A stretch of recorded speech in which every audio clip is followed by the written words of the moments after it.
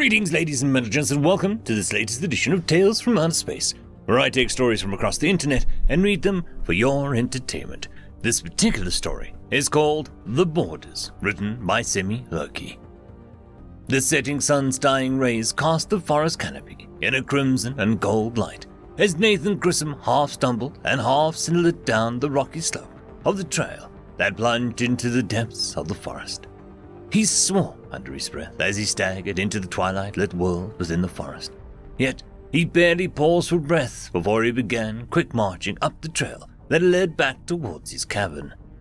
"Fool!" he muttered. "Damn fool! You should have left hours ago, Nathan!" Nathan continued to scold himself as if cursing his legs might goad them into a greater speed. In his youth he might have been able to sustain a more reckless pace, but even then it would not have helped matters. He was still at least 2 hours from his cabin, and there would be no beating of the setting sun on his way back. He allowed his stride to settle into a more rhythmic and relaxed pace and tried to calm the germ of panic that was attempting to take root in his mind. He just had to mind the rules. That's where folks keep getting into trouble, is from forgetting the rules. The rules, as he thought of them, were both the curse and the source of livelihood for Nathan. Like his grandfather before him, Nathan had followed in the family tradition of becoming a healer. The rules had been explained to him over many years, as his grandfather had taught the young boy that would follow him one day in the family trade. "See them trees?" his grandfather would say, and point to 2 young trees that, as saplings, had bent together and become intertwined. "Never step between the gap formed by the 2 trees. Them be gates, and if you step through the gate, something else might step through the other side." It had taken him years to learn the rules, as they weren't so much a thing of rote memory as an understanding of what things meant and how they connected. When a young boy had hammered on Nathan's door earlier that day and said that the widow Johnson's granddaughter had taken to a fever and had grown pale, Nathan had known without being told that someone had broken one of the rules. He had paused only long enough to take his traveling kit, a sack of some of the bare essentials for most treatments, and set off for the Johnson house. When he arrived, it was as he had feared. A little girl, Nancy, was lying in her bed in a small room that stank of her sweat. "Where does she play?" he asked the widow. "When she goes outside, which way does she go?" He had to repeat the question one more time before she heard him. She loved and doted on her only grandchild, and he could see the pain in her eyes, the fear and the desperation that had led her to summon Nathan. He touched her arm. "I can help," he said, "but you have to tell me where, and do it now while we have the time." The widow shook her head as if to clear it, and then grabbed a fistful of her dress and began marching towards the back of the house. "The backyard," she said quietly as they walked through the house. "She plays near the old swing set that my boys used when they were young." Nathan nodded and, as they entered the kitchen, made his way towards the back door. "Nathan!" the widow called out, causing him to pause at the doorstep. I took her to a doctor in town already," the widow finally confessed, voice heavy with misery. "They gave me some pills, but she's just getting worse and "Just watch over her until I get back," Nathan said, and set off at a pace that a man half his age would have sorely pressed to match. The yard was overgrown and had yellowed due to the poor care. Now that the boys had grown up and the widow lived by herself, the yard was slowly being reclaimed by the forest. The swing set was near the border to the woods and, as he approached, his heart sank as he saw what he half feared he would. There, between the brambles and the briars, was an indentation in the grass formed by repeated trips made by small feet. The feet of one particular 7-year-old, he guessed. "Widow," he hissed, "the folly you bring by not watching your kid. You let her go into the wild without explaining it to her, didn't you?" He stepped onto the path and followed it. The path snaked through the weeds and shrubs and into the forest itself. There, the path became more meandering, and he could almost see the little girl skipping and dancing along. The trees a captive audience to her play. Here and there he saw small discarded toys and other debris that served as a testament to the child's presence. He moved on and tried to determine the freshest set of tracks. Where did she go the last time she was here? The ground was soft, making it difficult to read, but he noticed that it appeared to be more heavily stamped down to the left. Perhaps a preferred direction. He stepped that direction and looked at the ground. Between the carpet of fallen leaves, a perpetual thing in the forest regardless of the time of year, he saw sprigs of grass and other plants. One plant, he noticed, was oddly bent yet still green. He'd suggested the passage of a careless foot which had stepped on the plant without noticing it. It was recent, too. He followed the path towards an ancient oak tree where he found a tiny clump of white-capped mushrooms growing in the tree's shade. He spied 3 mushrooms and a broken stem indicating that there had been a 4th. Foolish girl, he sighed and dug into his pockets for a pocket knife and an old silver dollar. Carefully, he cut one of the remaining mushrooms with the blade and then wrapped it in a handkerchief along with the silver coin. He then stood up and jogged as quickly as his knees would allow him towards the house. Bursting inside the kitchen, he heard more, then saw the widow's startled jump, but he wasted no time in apologizing for his abruptness. "Hey, fire," he said. "Pine logs if you have them, then heat up some broth. I care not what kind, and when it is ready, set the child in front of the fire and make her eat the soup." "No," she gasped, but to her credit, she recovered quickly. "Yeah, of course. I'll set a pot of chicken soup on the stove and then tend to the fireplace. The soup should be ready by the time the fire is going." "Thank you," he said, and briskly walked back to the bedroom. The child was sleeping, but her face was twisted into a scowl, and she twitched and moaned in discomfort. He stepped to her side and, using the same blade as he'd used to harvest the mushroom, he quickly cut a lock of her hair away without waking her. He returned to the living room where the widow had lit a small fire with a newspaper and had tossed a pine log on top of it. He nodded in approval, and she returned to the kitchen. As she left, he dug into his kit to remove a needle and thread.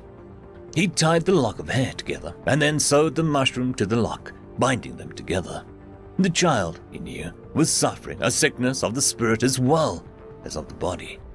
The girl had picked the northmost mushroom, the biggest of the lot, and he knew that meant it was a problem.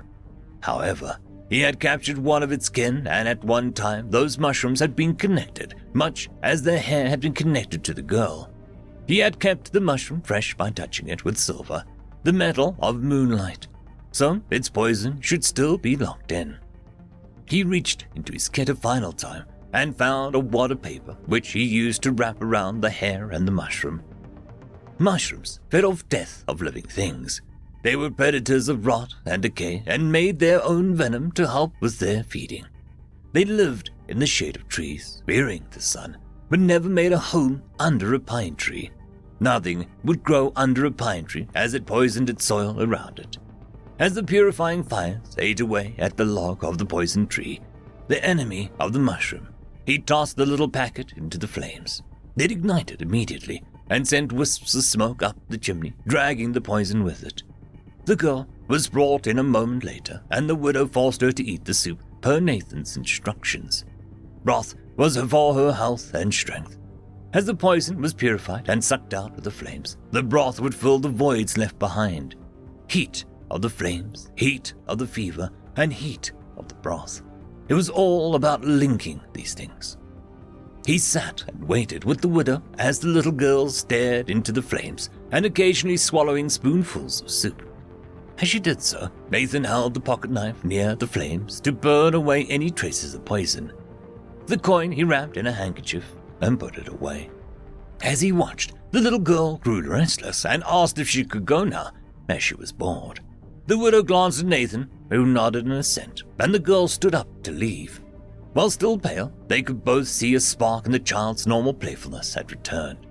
The widow turned to face Nathan and beamed at him. "Keep the fire going," he said, "until at least nightfall. Morning if you can. Keep feeding her soup as much as she can tolerate. By morning she should be on the mend." "Thank you, Nathan," she said. "I'm sorry I didn't call for you earlier, but—" "You did what you thought best," he said. "You take good care of your own." That was all that needed to be said.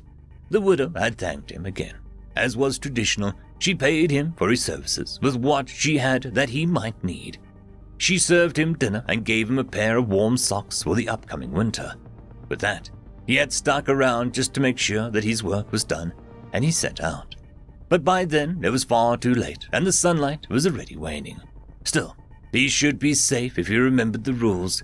His grandfather had been dead almost 40 years, but he could still hear the man's gravelly voice echoing in his head. "Mind the borders," his grandfather would say. "Where one thing changes to another, that is where there is real danger. The path is a path, and that is the way of man. The forest is a forest, and that is their realm.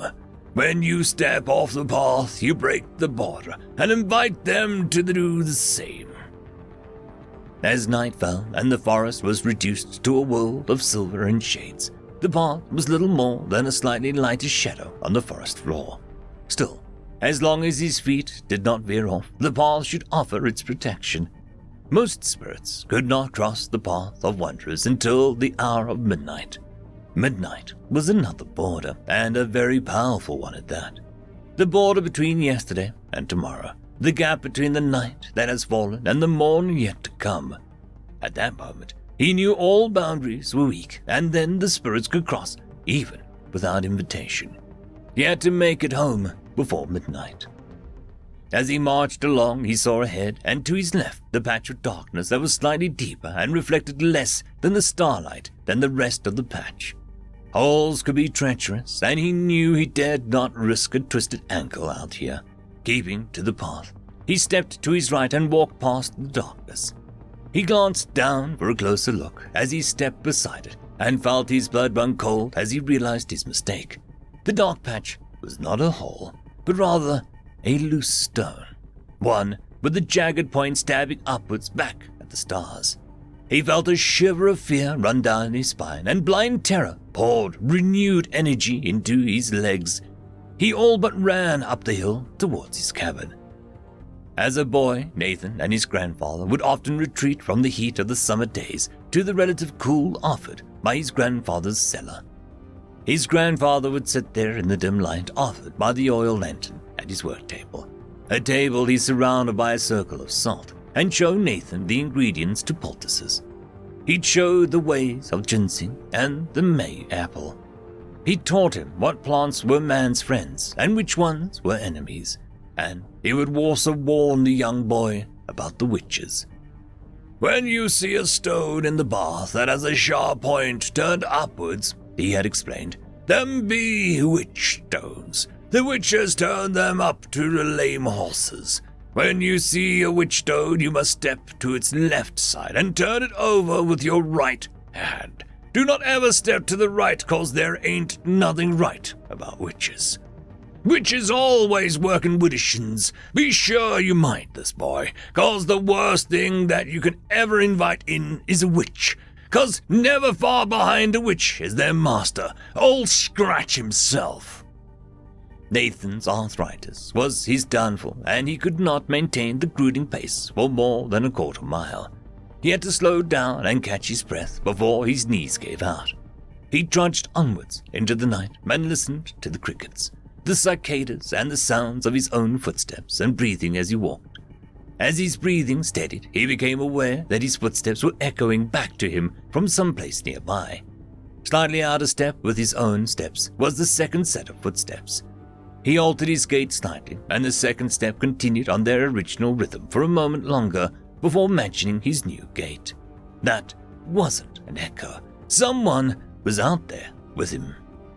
"If you ever do make a mistake," he heard the voice of his grandfather sounding in his head, "and boy, mind me, because no matter how careful you are, you probably will. Be on the lookout for old Scratch. He is the Prince of Lies, and he'll want to snare you with him. If you let on that you know he's lying, he'll get mad 'cause he's vain, you see. He's all 7 of them sins wrapped into one. He's proud and he's vain, and if you let on you see through to him who he is, he'll take you just for spite. But if you make him think that you're just ain't working though, he'll back off and try again someday when you make a mistake again." The footsteps behind him picked up speed. Nathan's heartbeat accelerated, but he pretended nothing was amiss. he kept his face calm and looked straight ahead. To look Old Scratch in the eyes was a mistake. He knew because that meant the Old Scratch could look back and there would be no fooling him then. "If Old Scratch decides to play with you," his grandfather's voice whispered to him, "he will try to tempt you 3 times. You must resist all 3 times and don't let on that you know who he is. Play along and be polite. It's your only chance. Now, the first time he tempts you, it's easy to turn down. He'll just offer you what you need right then." As Nathan hiked up the hill, the footsteps fell into rhythm right behind him. Soon, he felt a breeze tickle past his ear and, just as the edge of hearing, a wispy voice joined in with the breeze. "Say, old-timer," the voice rasped, "you look a mite cold there. How about I let you take my coat so that you can keep warm?" Nathan forced a smile on his lips. "Thank you kindly, young sir," he said much louder than he needed to. "But I'm used to the cold these days. I don't have much further to go, and I'd not deprive my neighbor a coat on such a night. You keep your coat, good sir, but thank you for your offer." The footsteps faded away for a moment as the man behind him retreated a few steps. Nathan fought down the urge to sigh with relief. "Now the second temptation," his grandfather's voice would say in his ear. "That's one's harder. He'll offer what you need for tomorrow. Again, be firm, but turn him down." The footsteps approached again, and he heard the raspy whisper in the breeze. "Say, ain't you Nathan?" the voice said. "Why, you're just the man I needed to see. I'm your neighbor, and I live just around the bend. Why don't you come to my house tonight and stay with me? It's closer than your place, and I got a soft, warm bed, and my wife will fix you a hot breakfast come morning. How's that? I just need for you to look at the horse someone sold me that is a lame leg. You can come and stay with me. Look at my horse, and I'll pay you $100. Nathan nodded. "Thank you again, kind sir," he said. "But at my age, I've difficulty sleeping in a mini bed but my own.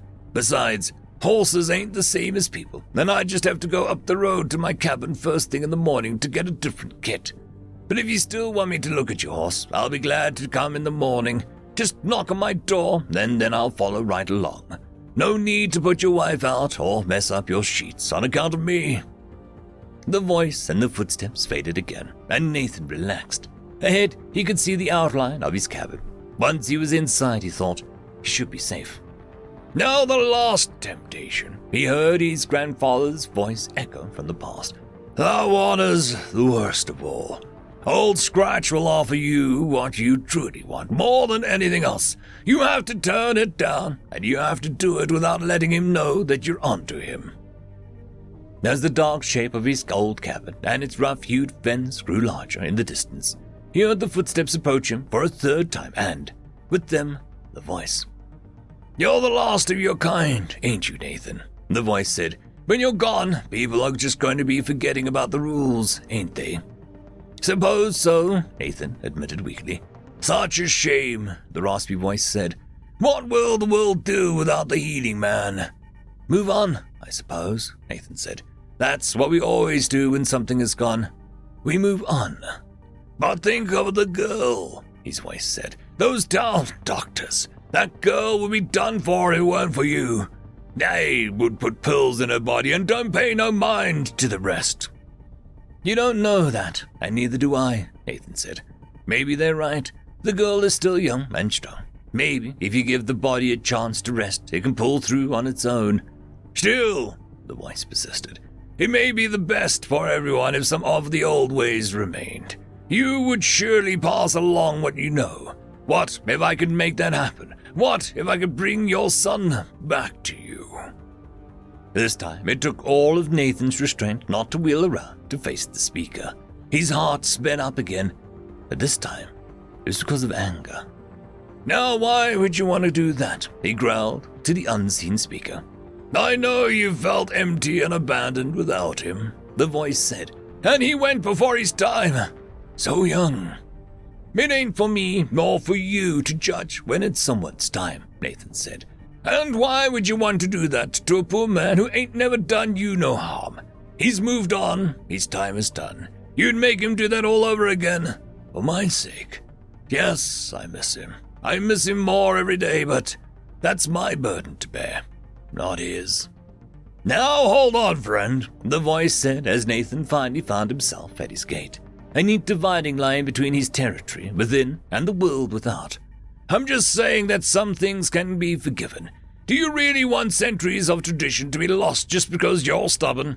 No, I ain't, Nathan said simply, hand resting on the gate. I'm done with being stubborn. This is just me being tired.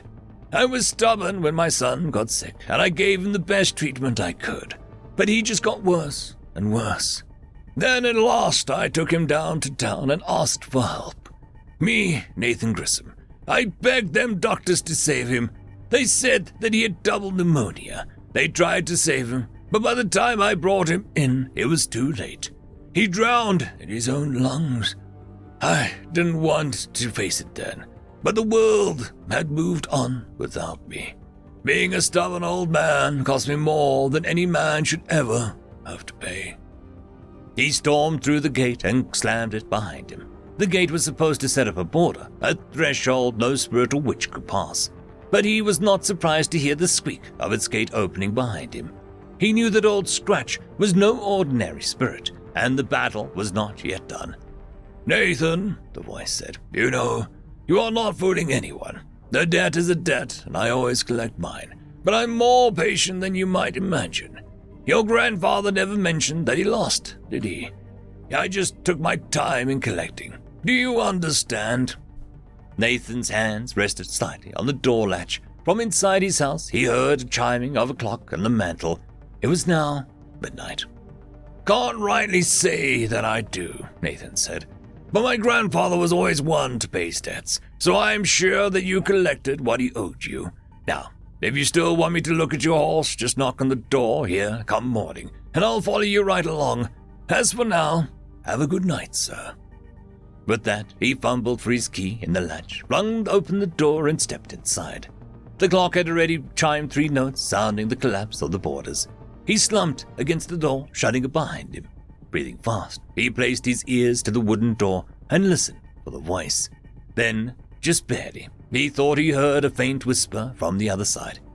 Your time is nearing an end, the voice murmured, and then there'll be no more. Yes, Nathan whispered back, feeling wetness in his eyes as a 6th chime rang out. But when its time comes, it'll come. Nothing lasts forever, not even you. Maybe it's time for this too to pass. Over the sounds of the chimes, he heard the sounds of footsteps. 8, 9, 10. Outside, he heard the gate squeal in protest on rusty hinges, and then the sound of a latch closing. 11, 12. Nathan just sat there, back pressed to the door, and allowed the tears that had been locked away far too many years to begin to fall. Time to move on, he said simply. End of story.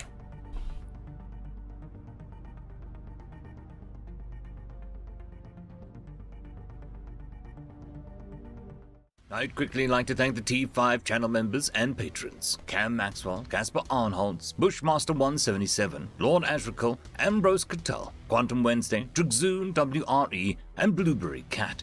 Thank you very much for the support. It is super appreciated.